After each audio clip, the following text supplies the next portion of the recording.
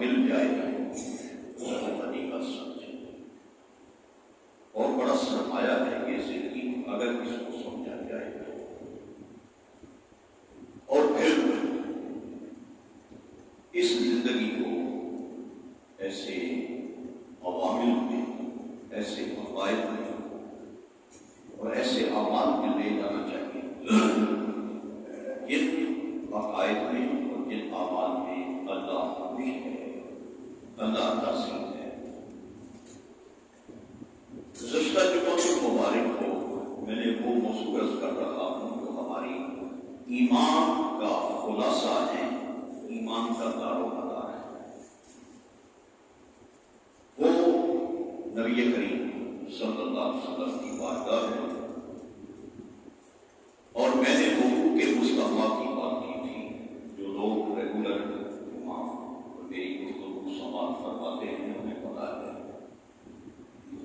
نبی کریم صلی اللہ علیہ وسلم کے دو حقوق میں نے عرض کیے تھے قرآن و حدیث کی صورت میں، اور اگلا حق بیان کرنے سے پہلے یہ بات آپ کے علم میں ہوگی، مزید سماعت فرما دیں۔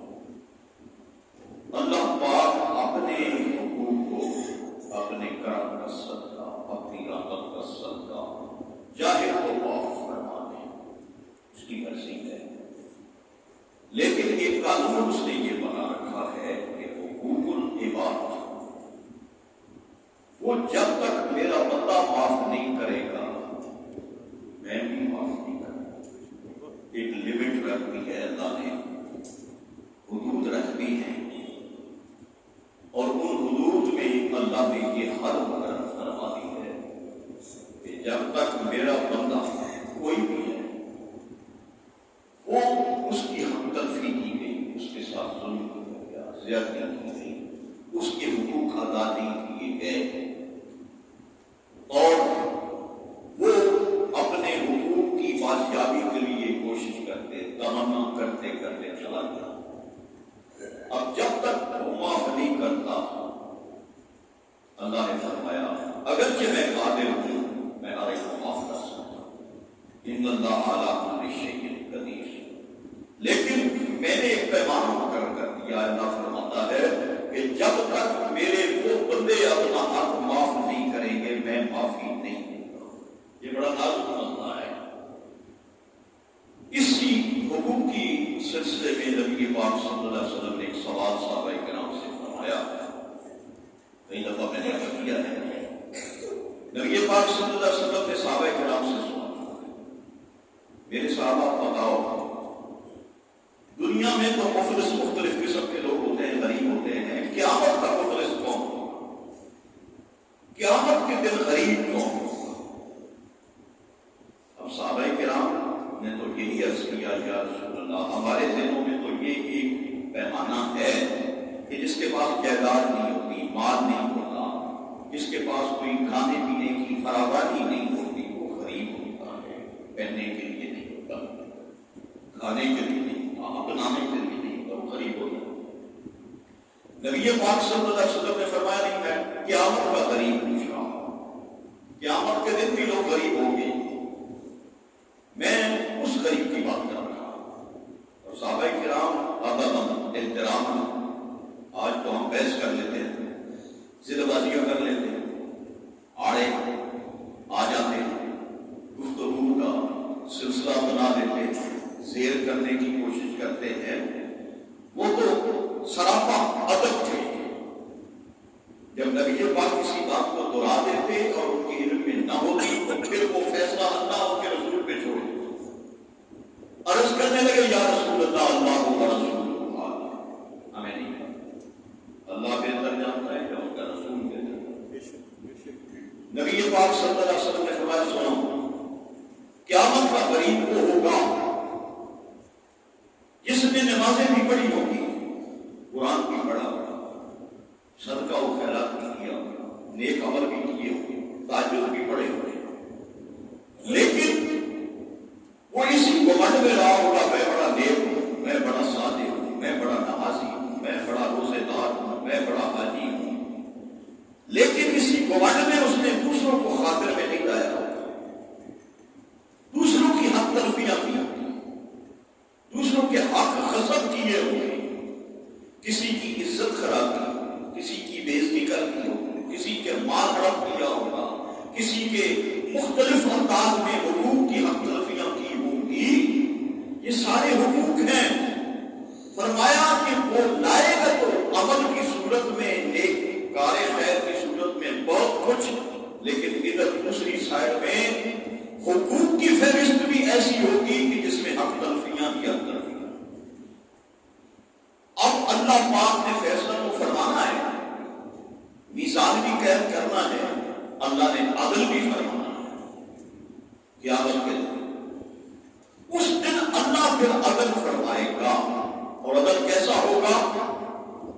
اس کی نیکیوں کا حساب تو کیا جائے گا، لیکن جن کی حق تلفیاں ہوگی وہ بھی آ جائیں گی۔ یا اللہ دنیا میں ہماری کسی نے نہیں سنی، ہم بڑے بڑے چیئرمینوں کے پاس بھی گئے تھے، بڑے بڑے اچھے جو اس محلے میں یا اس شہر میں اپنا ایک نام رکھتے تھے، ان کے پاس بھی گئے تھے۔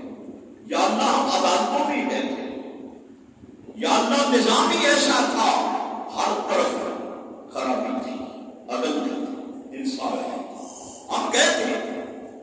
یا اللہ ہماری کسی نے سنی نہیں ہے، ہم اپنی حقوق کی بات کرتے تھے، ہمیں ٹھکرا دیا جاتا تھا، ہمیں بھگا دیا جاتا تھا۔ بات انہیں کی سنی جاتی تھی جو ظالم بھی تھے، جو حق تلفیاں کرنے والے بھی تھے، جو اتنا انصاف بھی تھے، اور جن کے اندر تکبر بھی تھا، غرور بھی تھا، سب کچھ تھا۔ یا اللہ ہماری کوئی سننے والا نہیں تھا، یا اللہ کسی نے نہیں سنی۔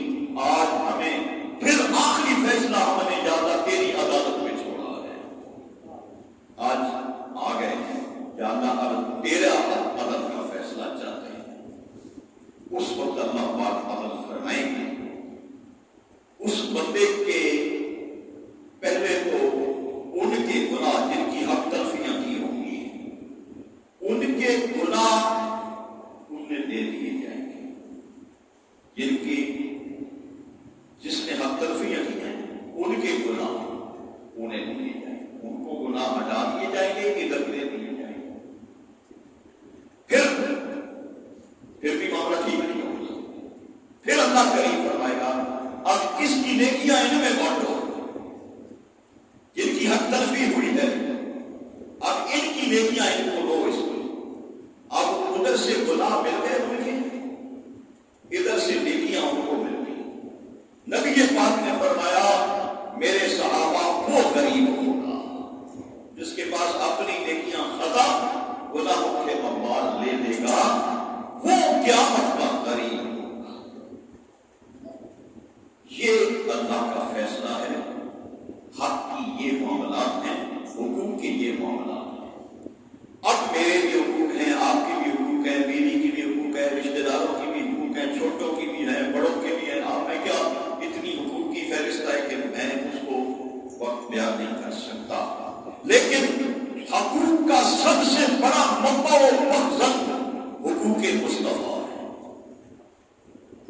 اور قیامت کے دن اگر نبی پاک صلی اللہ علیہ وسلم نے فرما دیا یا اللہ یہ میرے امتی ہی نہیں ہیں، انہوں نے میری حق تلفی کی ہے، میری نہیں مانی، میری نہیں سنی، ان کے سامنے قرآن بھی تھا، ان کے سامنے میرا اسوہ کامل بھی تھا، میرا سب کچھ تھا، میری شخصیت بھی تھی، میرا مقام بھی تھا، میری شان بھی ان کے سامنے تھی، انہوں نے پرواہ ہی نہیں کی۔ اب مجھے بتاؤ کہ جب نبی پاک اپنے حقوق کی بات فرما دیں گے پھر اللہ کا غضب کہاں پہنچے؟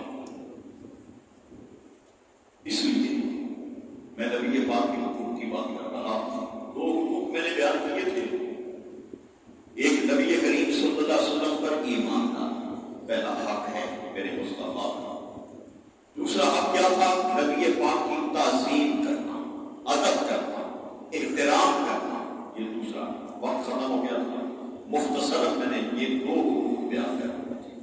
اور قیامت کا عالم بھی بڑا کٹھن ہے، بڑا مشکل ہے، بڑا دردناک ہے۔ اگر وہاں میرے مصطفیٰ نہ ملے پھر کیا؟ یہ سوال کرنا، عرض کرنا ساری سچی بات بتا دی. اس وقت بھی میرے مصطفیٰ نے فرمایا میرے صوبان پریشان نہ ہو.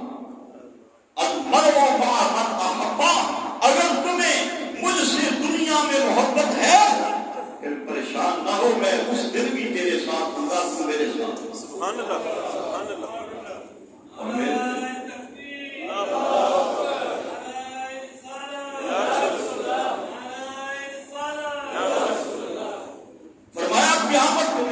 نبی اپنے مقام پہ ہوگا، میرے مصطفیٰ نے تو مقام ہی پڑھا.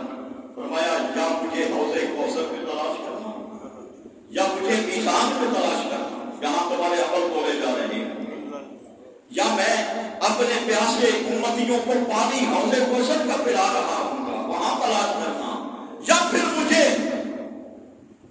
پل صراط پہ میں بے شک اللہ نے مجھے بڑا مقام عطا فرمایا ہے، لیکن میں قیامت کے دن ان جگہوں پہ ہوں گا جہاں میری امت کے لیے کہیں وزن تولے جا رہے ہوں گے، کہیں پیاس میں بجھا رہا ہوں گا، کہیں پل صراط سے گزرنے کے لیے کہاں جا رہا ہوں گا. میں کہوں گا رب سلم امتی، رب سلم امتی، رب سلم امتی. یا اللہ یہ میری امت ہے، وعدہ تو نے کیا ہے اس پل صراط سے سلامتی سے میری امت کو گزار.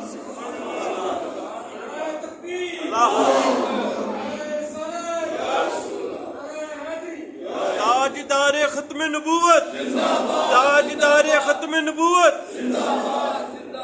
یہ نبی پاک وہ نبی پاک جو ہر جگہ ہمارے لیے رویا ہے، مانگا ہے، تڑپا ہے، اور ہمارے لیے قبر میں بھی مانگا ہے، حشر میں بھی ہمارے لیے.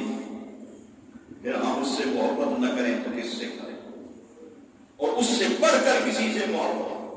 یہ جو خاکے بنتے ہیں بارگاہ مصطفیٰ میں، گستاخیاں ہوتی ہیں پچھلے سالوں میں نہیں ہوئی. باطل ہمیشہ ہمارے اس محبت کو آزماتا ہے، پرکھتا ہے، ٹٹولتا ہے کہ مسلمانوں کے پاس وہ ہماری نمازیں نہیں دیکھتا، ہمارے یہ حج اور یہ سب کچھ نہیں دیکھتا. وہ کہتا ہے محبت مصطفیٰ کا چراغ کتنا جل رہا ہے، وہ یہی دیکھتا رہتا ہے، یہی ٹٹولتا رہتا ہے.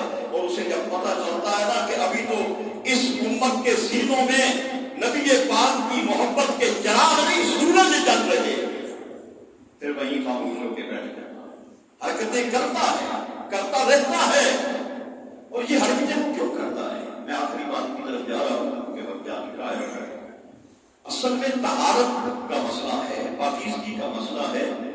وہ جو کھاتے ہیں نا خنزیر، بڑی غیر شرعی سور اور ایسی کا، وہ کھاتے یہ ہیں، ان کے اندر بھی یہی ہے، وہ نجس ہیں، نجس چیزیں کھاتے ہیں. نبی پاک نے ہمیں کیا عطا فرمایا؟ فرمایا پاک رہو، پاک چیزوں کو استعمال کرو. تم نے حلال کھانا ہے، حرام نہیں کھانا. یہ اللہ کے نبی نے ہمیں نظام دیا ہے.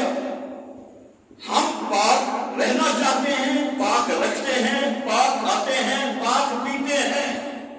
ان کے پاس حرام ہے، وہ حرام خوری کی طرف جاتے ہیں، حرام کی طرف. اور اللہ کے نبی نے یہ نظام کس نے دیا؟ اللہ کے نبی نے ہمیں کہا. اسی لیے تو وہ ہماری غیرت کو پکارتے ہیں، غیرت کو دیکھتے ہیں کہ ان کے اندر غیرت ایمانی کتنی ہے. لیکن افسوس آج ہم بھی اتنے حریص ہو گئے کہ ہمارا نظام انہوں نے اپنا لیا، اگرچہ ان کے پاس ایمان نہیں ہے، لیکن اسلام سے انہوں نے بڑے بڑے اصول لے لیے، بڑی بڑی انہوں نے ہدایت کے چراغ لے لیے. اور یہ ہدایت اللہ اس کے رسول پر ایمان کی نہیں ہے، اپنے رہنے سہنے کے معاملے میں ہے. ہم بھول گئے، ہم نبی پاک کا دیا ہوا نظام بھول گئے. یہی وجہ ہے اب کوئی چیز بھی خالص نہیں ہے، کوئی چیز بھی آپ کو خالص نہیں ملتی. تولنے والا تول میں گدی مارا، ماپنے والا ماپ میں، بنانے والا بنانے والی اشیاء میں. اور ہمارا حرص کیا ہے؟ زیادہ سے زیادہ کمائیں، دولت آئے. اور اسی لیے پھر ہمارے اندر وہ غیرت ایمانی بھی ختم ہو رہی ہے، وہ جذبہ محبت رسول بھی ختم ہو رہا ہے.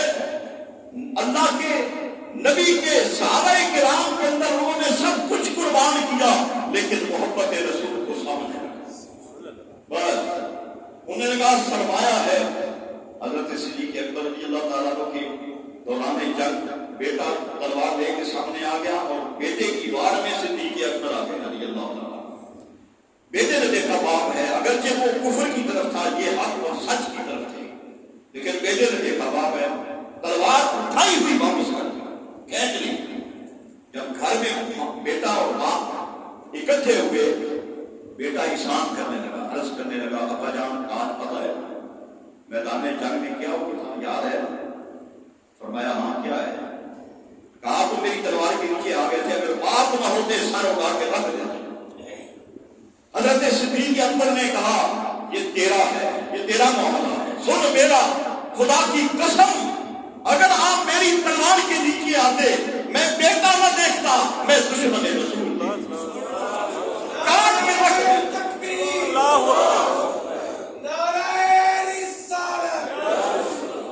کاٹ کے رکھ دیتا اس لیے کہ تو دشمن رسول تھا. یہ پیمانے تھے صحابہ کرام. میں کیا کچھ عرض کروں, بہت کچھ عرض کر دیا ہے تو اتنا کہ میں زندگی بھر بیان کروں میں نہیں کر سکتا, لیکن نکتہ کیا ہے, سب سے مقدر محبت رسول دلوں میں پیدا کرو. اس سے تمہارا چھوٹا عمل بھی اور پہاڑ کے برابر, اور اگر یہ نہیں ہے تو اور پہاڑ نہیں, اور پہاڑ جیسے ہزاروں اور پہاڑ عمل میں کوئی حیثیت نہیں رکھتا. قرآن سے انشاءاللہ کبھی بتا دوں گا. اللہ پاک مجھے بھی اور آپ کو راہ ہدایت کی عطا فرمائے, محبت رسول کی جرات. جزاک اللہ.